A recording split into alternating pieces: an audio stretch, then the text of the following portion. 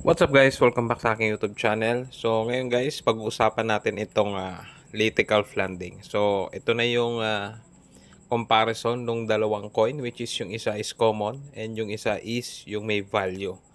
So ngayon guys, hawak ko yung dalawa, which is itong isa is 50th and itong isa is 70th. So sa 70th guys, ito yung kanyang itsura. Ayan, Litical Flanding. And ito po kasing coin nito guys is na-issue noong 2014, no? So napaka-common po nung barya na yan. Ngayon, merong isang packaging ito guys, which is yung blister pack.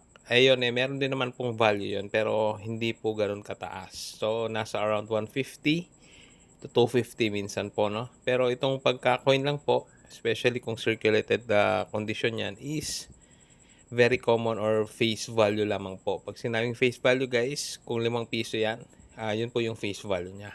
Unlike dito guys, no, dito sa Litigal Flanding na inisyo noong 1994, ito po yung may value. At the same time guys, no, itong coin na to is graded. So, disregard nyo muna yung graded guys or yung grade sa taas.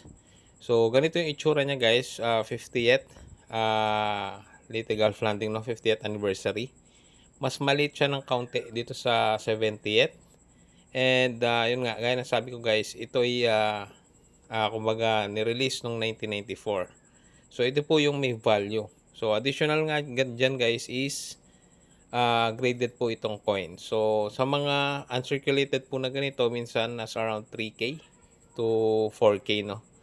Pagka ganitong mga graded na kasi minsan may mga nagbebenta po nito ng around 6.5, 7K, no.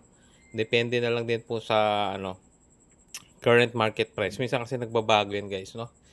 But before medyo mataas ito. Nasa around 9K yata pagka binenta itong ganitong graded, no, na guys, no, na coin. So inulit ko guys, itong 78 is very common na barya, no.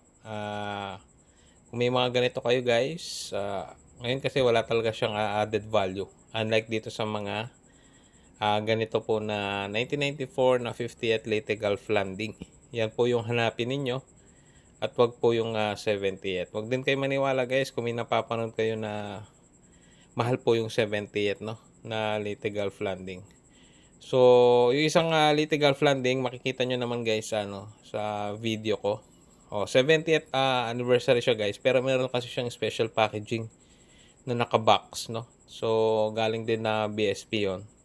Yon, may added value din po yon. Pero kung ganito po yung coin lang na hawak ninyo is wala po siyang added value, no. So, yun lang guys, no. I hope nagkaroon kayo ng idea regarding this coin. Ayan po, sa comparison video po natin na to. So, wag po kayo malito guys, yung may pinakamataas na value is yung 50th and yung 70th po is yun po yung common, no, na commemorative coin. So, yun lang guys.